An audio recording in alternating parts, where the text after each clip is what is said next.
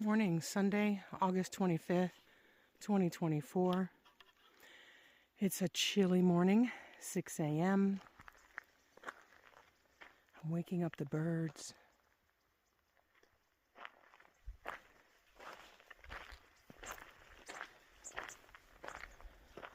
Good morning, guys.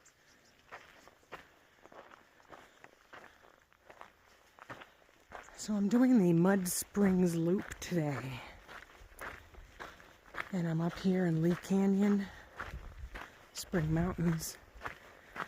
I've done a part of this trail out of the sawmill parking lot, but I've never done the Mud Springs Loop. I've intended to do it, but I figured today is it's the first day with some really nice weather, meaning it's not 90 on the mountain. Because we had a little bit of a cold front come in. Supposedly it snowed in Lake Tahoe, which is not as rare as you think in August. It happens every few years. But no, it doesn't snow here, at least not in the summer. Maybe in January, February. Anyway, I digress. So I am going to go hopefully all the way up to Mud Springs, and then I'm going to wind back down on Max Canyon Road. I know they opened the first 2 miles of it to traffic, so we're going to see how crazy it is on a Sunday, because people love to come up here and camp and get rowdy. So look at those colors as the sun comes up. Ah, beautiful.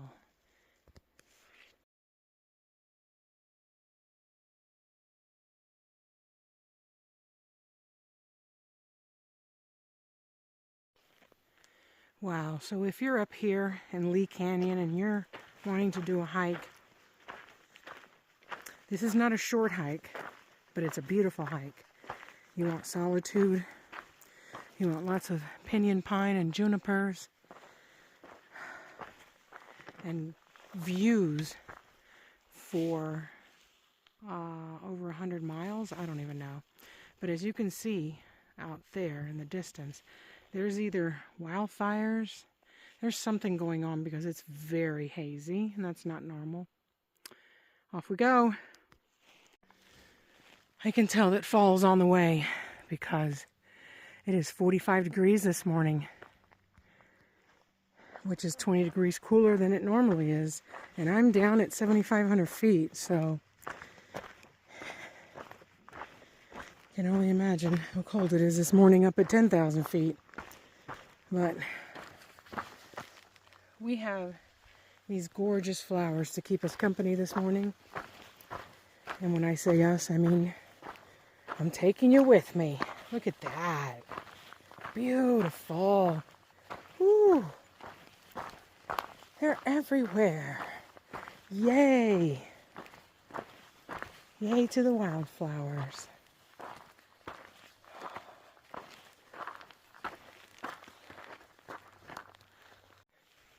As I'm out hiking today, I'm thinking back at my Whitney summit about 6 weeks ago. I can't believe it's been that long. Morning, Mrs. Shadow. I realized when I ran through what I did once I got up to the summit, I realized that I had mild altitude sickness because I felt very disjointed. Couldn't get my thoughts in order. So when I went up there, I sat next to the original summit sign that's concrete. It's been concreted to a rock. And everybody else was standing at the edge of the summit with the metal sign that's been engraved with Mount Whitney and 14,505 feet. And I remember looking at them. I even took a picture of them I never bothered walking up there and holding the sign and having my picture taken. I remember sitting down and I started eating something. So I went and signed the register at the Smithsonian Hut. I told myself I wanted to walk around in the summit and just to see things. I wanted to walk around the summit hut. I didn't do any of that.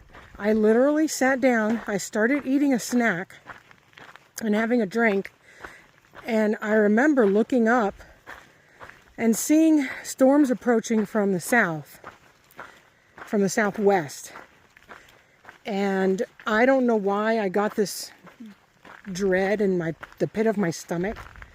And my instinct told me to get up and leave.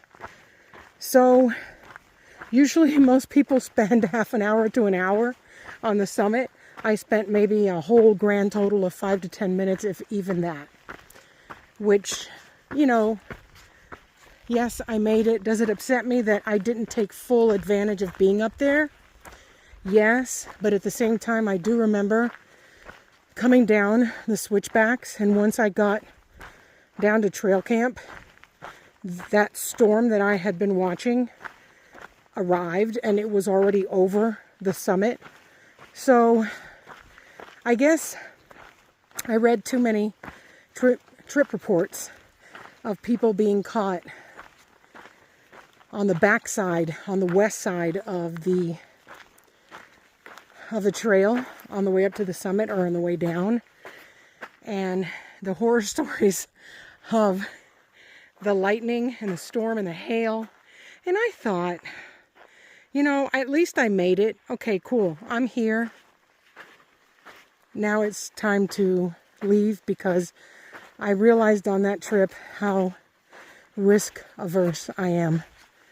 And you'd think with climbing mountains you can't really be risk averse, but I am. This is something that nobody else talked about. Well, there was one person on Facebook, on the Mount Whitney Facebook page. They did talk about the fact that there was a spot on the 99 switchbacks that was completely eroded, like the trail was completely gone and you had to like jump over. Which, when the trail is only maybe 1.5 feet wide, that's not really a good idea to be jumping, because if you for some reason lose your balance, you can fall and hurt yourself big time. So I remember on the way up and on the way down, there was more than one. There were several. I want to say possibly 4 or 5 spots where the switchback was completely gone. It had eroded probably from Hurricane Hillary last year, and nobody had fixed it. Nobody was talking about it. Everybody was just kind of sort of taking it for granted that the trail just kind of went nowhere, and you had to grab on to a rock, whatever you could, to get yourself over to the other side. On the way down, same thing. Well, it's more treacherous on the way down, because once you step over, if you slip on the way down, well, anyway, you know what I'm talking about. So this is long-winded, and speaking of winded, I'm going up a very sandy wash. Woo! So this is going to be a really good workout. Ooh, yeah.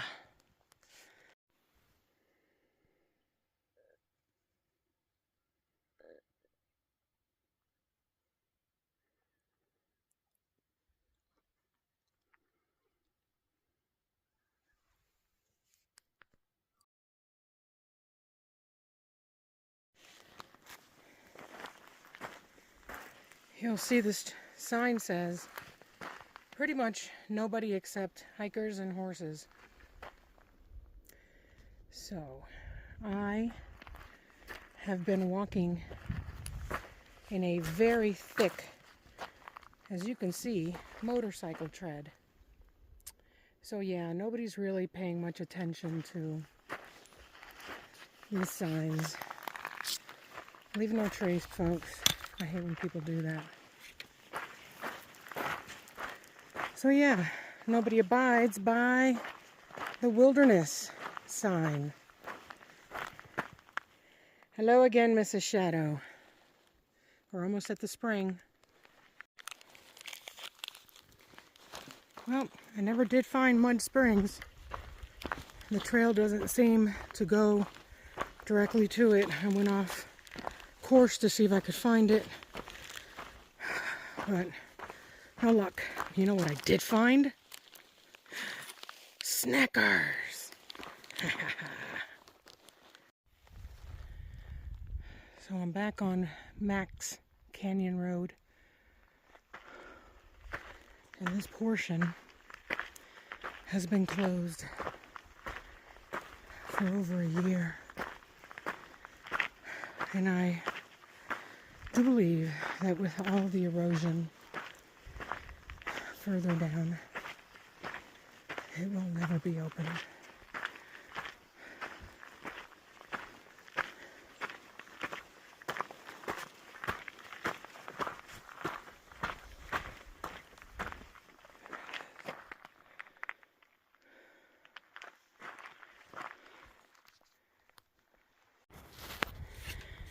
Alright, so I'm leaving the very heavily trafficked Max Canyon Road, where people do not understand that when you pass somebody up that's walking and you don't want to dust them out, you need to slow down.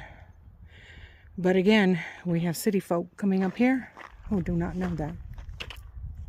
So this right here, this rock, is where I usually turn off and go down to meet the trail. Forgot the name of the trail, but hopefully this meets the trail, and I know I've done it several times. I just never know until I actually walk into it. So we're gonna do that. We're gonna see if we can walk into it. Let's see, I don't see anything here, so I'm going to cut over. Let's see if maybe it's down here. And I know there's a use trail. I think that's it right there. I think this is it.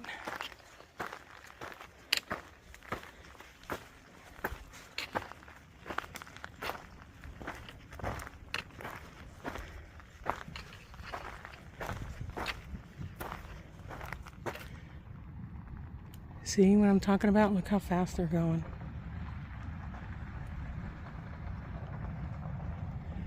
Yeah. Anyway. So, usually I'm pretty good at finding it. I don't know why today I have not been able. Maybe I went too far. I just know that if you bushwhack down, you'll come upon the trail. Let's see. So this is the second time that I've bushwhacked today.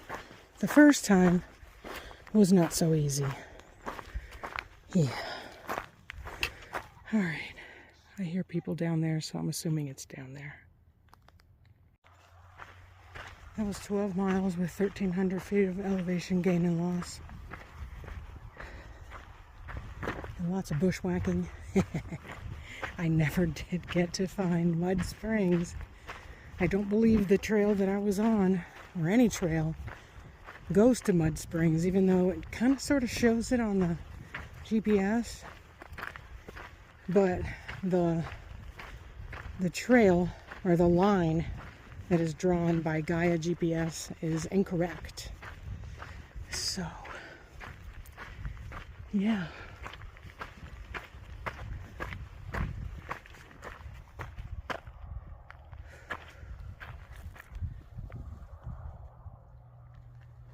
That's where we are. Or should I say, that's where I am. And I'm back in the parking lot. And I'm sure it's overrun by humans picnicking, camping, yelling, playing loud music. You know how this goes. Alright. So, you know what to do? Go take a hike.